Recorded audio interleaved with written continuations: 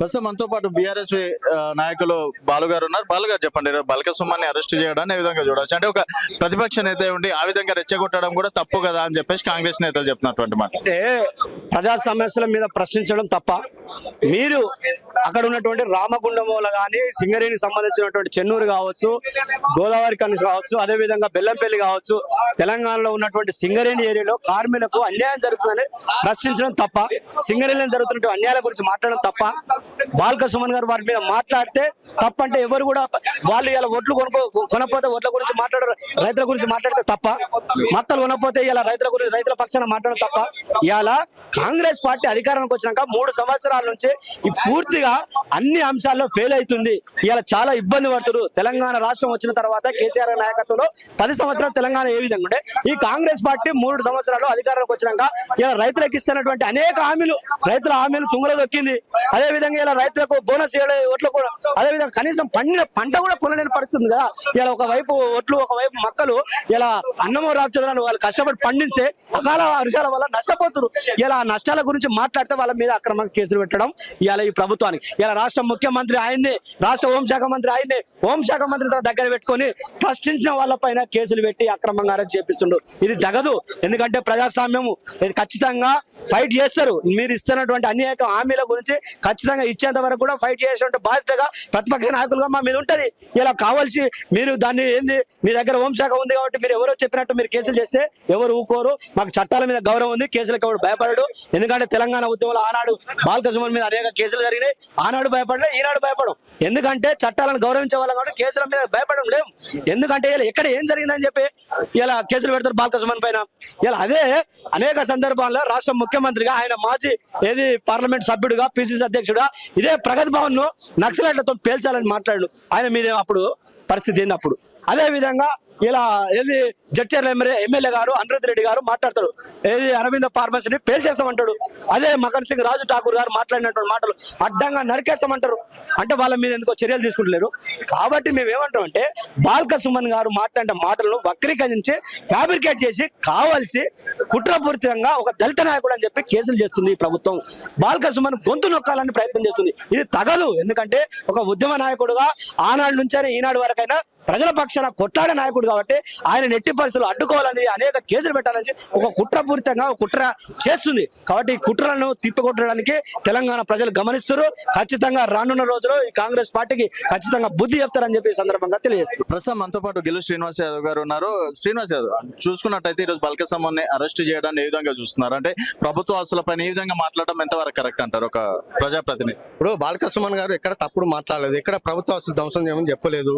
Congress party నాయకులు, Congress party social media warriors వాళ్ళు graphics లో గతంలో ఇటు ఉద్యమాలను ఇటు మాటలను అటు పెట్టి వేరే ఫ్యాబ్రికేటెడ్ తయారు చేసి వీళ్ళ బాల్క సుమన్ గారిని కేసులు పెట్టాలి, అక్రమంగా జైల్లో పెట్టాలనే ఉద్దేశం ఈ ప్రభుత్వంలో ఇంటెన్షన్ గా ఉన్నట్టుగా మనకు అర్థమైపోతుంది. ఎందుకంటే వీళ్ళ కాంగ్రెస్ పార్టీ ఎమ్మెల్యేలు మాట్లాడుతున్న వాళ్ళ మీద కేసులు పెట్టారు. వీళ్ళ జడ్చర్ల ఎమ్మెల్యే వేల మందికి ప్రత్యక్షంగా ఉద్యోగాలు ఇచ్చే కంపెనీ, మంచి విద్యావంతులకు ఉద్యోగాలు ఇచ్చే కంపెనీ అరవిందో ఫార్మా. దాన్ని లేపుతా అంటానో దాన్ని లేపుతా అంటే ఇంతవరకు ఒక్క కేసు నమోదు చేయరు. అదేవిధంగా మక్కన్ సింగ్ రామగుండం ఎమ్మెల్యే గారు మంత్రి శ్రీరావు గారి సమక్షంలో బీఆర్ఎస్ పార్టీ కార్యకర్తలను అడ్డంగా నరికిస్తామని చెప్పిండు. ఒక చట్టబద్ధంగా ఎన్నికైన శాసనసభ్యులు వాళ్ళు ఇలా చంపేస్తామని చెప్పి లేపేస్తామని మాట్లాడితే ఇంతవరకు ఈ రాష్ట్ర పోలీసులు ఎందుకు కేసు నమోదు చేయలే? ఎందుకు నమోదు చేయలే? బీఆర్ఎస్ పార్టీ నాయకులు ఎందుకు ఇంత అత్యుత్సాహం చూపిస్తున్నారు? మా పార్టీ నాయకుల మీద జిల్లాలో అక్కడ దాడులు ఇస్తా ఉన్నారు, చంపుతా ఉన్నారు. మా వాళ్ళకు రక్షణ కల్పించాలని చెప్పి మేము పిటిషన్లు ఇచ్చినా కూడా ఈ రాష్ట్ర డీజీపీ ఎందుకు దాని సమీక్ష నిర్వహించారు? మా బీఆర్ఎస్ పార్టీ కార్యకర్తలకు రక్షణ లేదు, కానీ కాంగ్రెస్ పార్టీ నాయకులు ధ్వంసం చేస్తా ఉన్నా కూడా వాళ్ళ మీద కేసులు పెట్టకపోవడాన్ని మేము తీవ్రంగా ఖండిస్తా ఉన్నాం. ఇప్పటికైనా ప్రభుత్వం మొండి పట్టుదలతో పోకుండా ఇలాంటి బలవంతంగా అక్రమ కేసులు పెట్టే సంస్కృతిని విడనాలని చెప్పి ఈ ప్రభుత్వాన్ని మేము హెచ్చరిస్తా ఉన్నాం. అయితే దాదాపుగా 4-5 సెక్షన్లు కూడా పెట్టారు కదా అండి, ఆ సెక్షన్ల మీద ఏం చెప్తారు? అసలు సంబంధం లేని సెక్షన్లు అసలు అట్రాక్టివ్ బాల్క సుమన్ గారికి ఎక్కడ అట్రాక్టివ్? ఎక్కడన్నా పోయి ఏదైనా విధ్వంసం చేసిండా? విధ్వంసం చేసినప్పుడు సందర్భంగా దొరికితే తీసుకెళ్లి అరెస్ట్ చేసి ఆ సెక్షన్ లో అట్రాక్ట్ చేస్తారు. అసలు అఫెన్సే లేదు, సీన్ ఆఫ్ అఫెన్సే లేదు, మీరు ఎట్లా అరెస్ట్ చేస్తారు? చేస్తారు? ఎట్లా నమోదు చేస్తారు కేసులు? ఇది తప్పని చెప్పి ప్రశ్నిస్తున్నాం. ఇది ఒకటోసారి కాదు, దాదాపు 5-6 సార్లు కూడా ఈ విధంగానే అరెస్టులు చేయడం అనేది జరిగింది. సో మరి ప్రజాపాలనలో ఈ విధంగా అరెస్టులు చేయడం ఏ విధంగా? ప్రజాపాలనలో బీఆర్ఎస్ పార్టీ మీద కక్ష తీసుకునే పాలన నడుస్తున్న తప్ప ప్రజాపాలన వీళ్ళు చేయట్లేదు. రాష్ట్ర వ్యాప్తంగా లక్షలాది మంది బీఆర్ఎస్ పార్టీ వేలాది మంది కార్యకర్తలు మాకు అన్యాయం జరిగింది, మా మీద దాడులు జరుగుతున్నాయి, సోషల్ మీడియాలో దాడులు జరుగుతున్నాయి, ప్రత్యక్షంగా దాడులు ఇస్తున్నారు, మా పార్టీ కార్యకర్తలను చంపుతున్నారని చెప్పి ఫిర్యాదు చేసినా కూడా ఇంతవరకు పోలీసులు కేసు నమోదు చేయకపోవడాన్ని మేము తీవ్రంగా ఖండిస్తా ఉన్నాం. ప్రస్తుతం మనతో పాటు లలితారెడ్డి గారు ఉన్నారు, ప్రముఖ అడ్వకేట్. లలితారెడ్డి గారు, ఈ రోజు బల్క సుమన్ని అరెస్ట్ చేయడాన్ని ఏ విధంగా చూసుకోవచ్చు అంటారు? అంటే ఒక ప్రభుత్వ ఆస్తులను ధ్వంసం చేయాలి, కూలగొట్టేయాలి, రైలు పట్టాలి, అది ఎంతవరకు కరెక్ట్ అంటారు ఒక అడ్వకేట్? ఇప్పుడు చట్టాన్ని అపహాస్యం చేసినట్టే ఇట్లాంటి తప్పుడు కేసులు పెట్టి కావాలని చెప్పి ఆపోజిషన్ లీడర్లని ఇట్లాంటి ఫాల్స్ కేసులలో ఇరికించి మీకు అసలు ఈ విధంగా పోలీసు వాళ్ళకి పొలిటికల్ వెపన్స్ గా మారాల్సిన అవసరం ఏముంది? మీ టైం ఎందుకు వేస్ట్ చేసుకుంటున్నారు? కోర్టు వారి అమూల్యమైన టైం ఎందుకు వేస్ట్ చేస్తున్నారు? అవసరం ఏముంది? ఇట్లాంటిది ఈ సెక్షన్స్ ఎప్పుడు పెడతారంటే ఇప్పుడు బల్క సుమన్ గారి మీద పెట్టిన ఏదైతే సెక్షన్స్ ఉందో ఏది కూడా అప్లికబుల్ కాదు. అలాంటి చర్యలు జరిగిపోయిన తర్వాత పెట్టాల్సిన సెక్షన్ ని మీరు ముందే పెట్టేసి ఇంత తొందరతనం ఏంది? మీది ఏదైతే ఉత్సాహం ఉందో, సీరియస్ క్రైమ్స్ జరుగుతున్నాయి కదా, ఆ ఉత్సాహాన్ని అక్కడ చూపించాలి పోలీసు వాళ్ళు. ఇట్లాంటి ఈ విధంగా పొలిటికల్ వాళ్ళు ఎట్లా చెప్తే అట్లా పైనుంచి బాస్ ఏ విధంగా ఆర్డర్ చేస్తే ఆ విధంగా చేస్తాం అనేది అయితే హర్షించకూడదు. అనవసరంగా ఇది కంప్లీట్ గా చట్టానికి వ్యతిరేకమైన పనులు ఎస్పెషల్లీ పోలీసు వాళ్ళు చేయొద్దు. వాళ్ళే కాపాడాలి ఈ చట్టాలని. అట్లాంటిది వాళ్ళే ఈ విధంగా చట్టాలని వాళ్ళ ఇష్టం వచ్చినట్టు మలుచుకొని ఇష్టం వచ్చిన సెక్షన్స్ పెట్టేస్తా అంటే ఎట్లా అసలు? అది ఒక పొలిటికల్ నాయకుడు, ప్రతిపక్ష నేత ఈ విధంగా మాట్లాడడం ఎంతవరకు కరెక్ట్ అంటారు? ఫస్ట్ అండ్ ఫార్మోస్ట్ థింగ్, చాలా వరకు ఆ వీడియోస్ ని ఎడిట్ చేయడం జరిగింది. ఓకే, తను ఏది మాట్లాడినా కూడా సింగరేణి ప్రజలకు ఏదైతే మంచి జరుగుతుందో, ఏ విధంగా అంటే ఇప్పుడున్న రూలింగ్ పార్టీ ఏ విధంగా సింగరేణి కార్మికులకు అన్యాయం చేస్తున్నారో ఆ విషయాల్లో ఆయన ఏమంటారు మాట్లాడడం జరిగింది. సబ్సిక్వెంట్లీ ఆ వీడియోలని బిట్స్ లాగా చేసేసి ఏదో ఎడిటింగ్ చేసేసి దాన్ని మాఫింగ్ చేసి రిలీజ్ చేయడం జరిగింది. ఆ విషయాన్ని కూడా మేము కోర్టు వరకు తీసుకెళ్ళాం. ఇప్పుడు అంటే తొందరలో రిలీజ్ అయ్యే అవకాశాలు ఏమైనా ఉన్నాయా సాయంత్రం వరకు? ఖచ్చితంగా మాకైతే నమ్మకం ఉంది. ఈ పర్టికులర్ సెక్షన్స్ ఏవి అప్లికబుల్ కాదు. ఇప్పుడు ఆల్రెడీ తీసుకెళ్ళిండ్రు కాబట్టి పోలీస్ స్టేషన్ కి ఇంకేదైనా కావాలని కొత్త సెక్షన్స్ ని కూడా ఇంపోజ్ చేసే ఛాన్స్ ఉంది. ఎందుకంటే ఏదో విధంగా చాలా తీవ్రమైన నేరం చేసినట్టుగా they want to establish that. ఒకవేళ అట్లా చేస్తే కూడా మాకైతే ఫుల్ కాన్ఫిడెన్స్ ఉంది లీగల్ టీమ్ కి. ఖచ్చితంగా మేమందరం కూడా ఇది ఏదైతే ఉందో ఈ సెక్షన్స్ ఏమి అప్లికబుల్ కాదు, కావాలని చెప్పి ఒక నాయకుడిని హింసించాలి, హరాస్ చేయాలి, అపోజిషన్ ఈ విధంగా చేయాలనే ఉద్దేశంలో ఇలా తప్పుడు కేసులు పెడుతున్నారు. ఏ విధంగా ఈ సెక్షన్స్ అప్లికబిలిటీ ఏంటనేది కూడా మేము న్యాయస్థానానికి క్లియర్ గా వివరిస్తాము.